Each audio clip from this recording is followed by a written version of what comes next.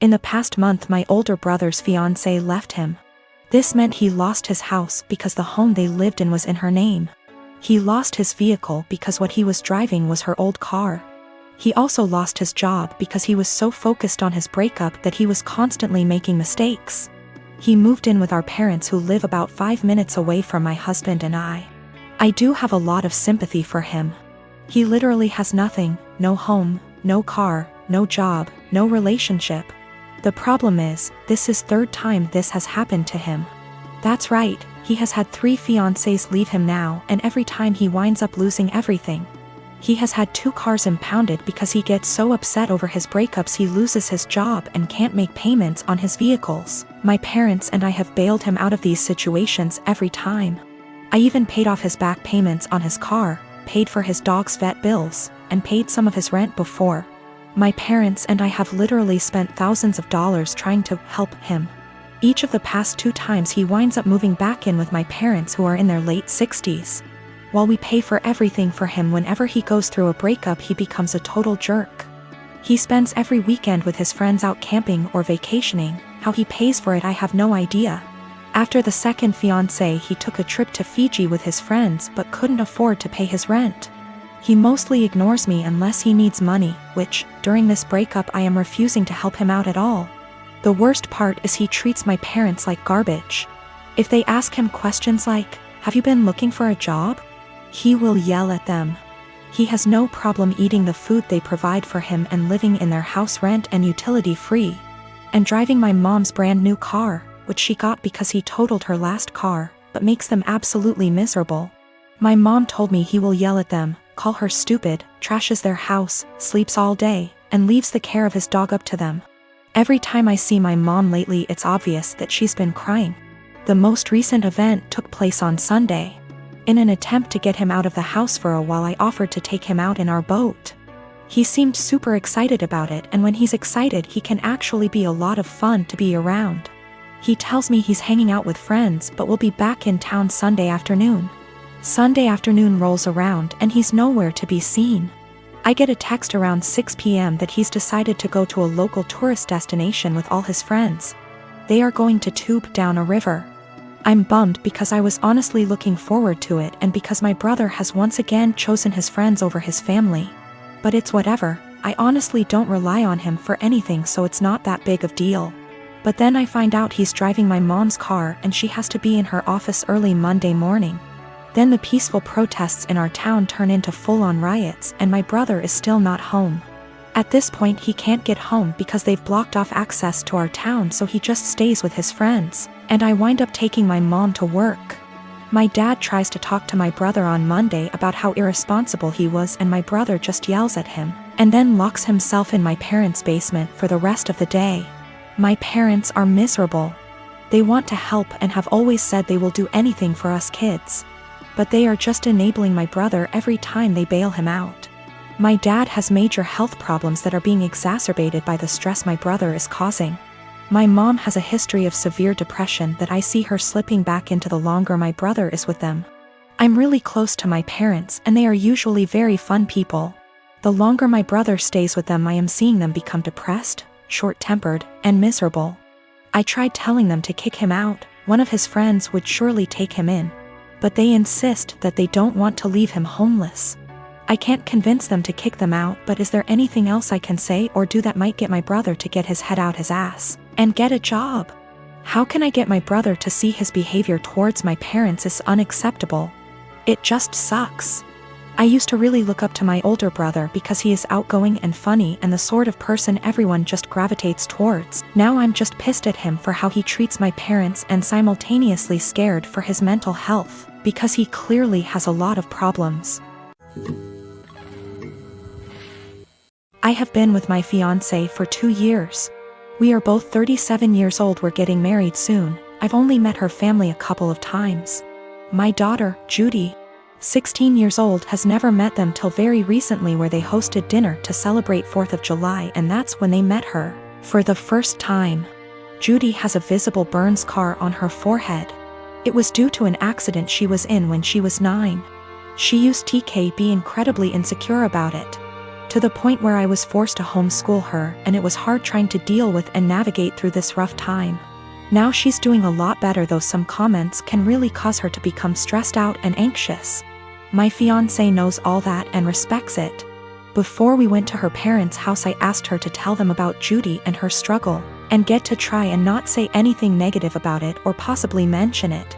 She said she would guarantee no one will say anything. We got to the event and they talked to Judy and she slowly warmed up to them. Everything was going well till I was dinner time.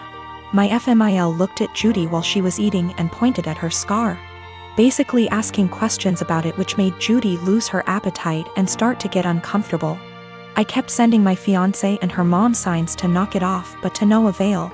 Finally, FMIL then brought up the wedding and asked my fiancé if it'd be possible to Photoshop the scar out of any wedding photos that will have Judy in them, just in case they distract viewers. I was dumbfounded. Fiancé said nothing, just stared casually while nodding. I looked at Judy and it was clear this got to her. I leaned closer and asked if she was feeling uncomfortable and that we could leave if the answer was yes. She took her time, then nodded and said, "Yes, I'm feeling uncomfortable right now." I got up and told her to get ready cause we were leaving. My fiancé, her mom and the family started insisting we finish dinner and stay, but I refused. I took Judy and got in the car and left before even talking to my fiancé. Obviously, she was pissed.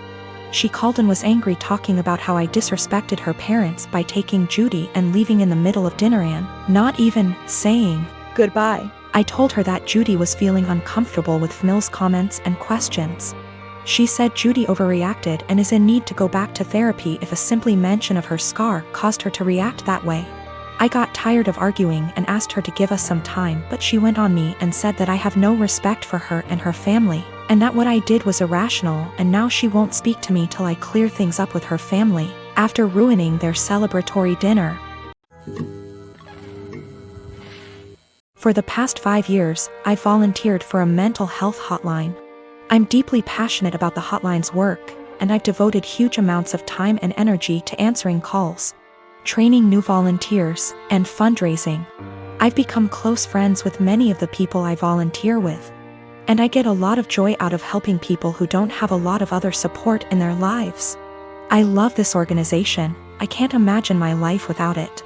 Today, the head of the organization sent out an email announcing that they've hired a new volunteer coordinator, the girl who relentlessly bullied me in high school and made my life a living hell. I was completely blindsided. I moved across the continent after graduating from high school, and I have no idea how or when this girl moved to my city. I doubt she applied for this job to deliberately antagonize me, since we've had no contact since graduation and all volunteers are anonymous. So it's just a terrible coincidence. But it still means I'm going to have to be working with a person who was unbelievably cruel to me. I really don't know what to do. Obviously, all of this was a long time ago, and it's possible she's cleaned up her act since high school. But I still hate the idea of even being in the same room as this girl. I've had her blocked on every platform for, wow, over a decade now. It looks like my only options are to A, tough it out and deal with this person coming back into my life, or B, quit the hotline after 5 years of service. I went for my regularly scheduled afternoon shift at the hotline, and the girl just happened to be there for some kind of orientation. I wasn't expecting her to be there, so I initially just kept my head down and ignored her. A little while into the shift, she came over to introduce herself, and genuinely didn't seem to recognize me. I've cut my hair and gotten glasses since high school, so that could have been it. It was a very brief interaction, and I didn't say anything to her in return, just nodded and smiled. After she left, I asked my shift supervisor if I could speak with her privately. I followed some of the advice here, just letting her know that I have a history with this person and I'm not comfortable working with her directly. The shift supervisor was very understanding and said that she could arrange for me to only serve shifts when the girl isn't supervising. She also offered to let me schedule my shifts through her instead of through the girl, which I appreciated. Unfortunately, it seems like there will be an unavoidable level of casual interaction, given that the girl is working in the facility on a full-time, 9-to-5 basis. I think I'll be able to stick it out for now, but we'll see. The shift supervisor did ask me what I wanted to tell the girl. Vis-a-vis an excuse for my not wanting to be on shift with her, but I couldn't think of anything to say. So I left it up to her. I am 17 female, my dad has remarried about a year ago, and it's been hell from the start. I have 2 younger brothers, I work and I often help out with the bills and my 2 younger brothers. I do the exact chores that my father previously gave me.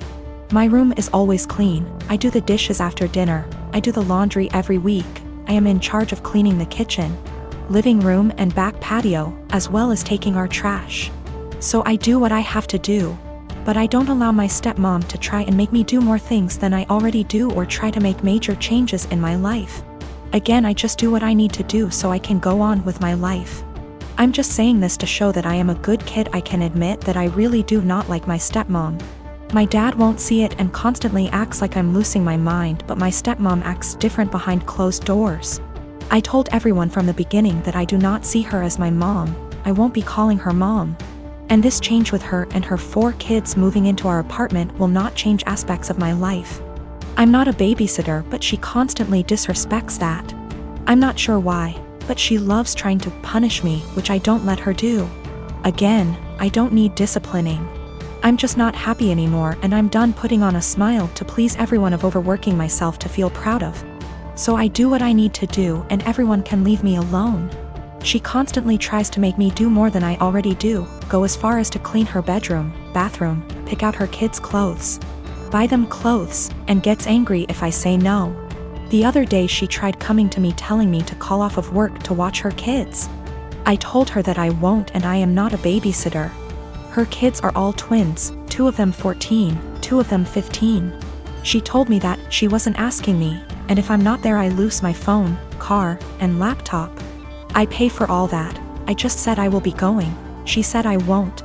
Don't try arguing because my dad will put me in check. All I said was we'll see. So like I said, I went to work. I left the kids there, made them some food, and left. And she was pissed, vein popping out of her forehead, pissed. She started yelling at me, trying to take all of my stuff, but I kept them in my room and told her that I said I would not and she shouldn't be surprised.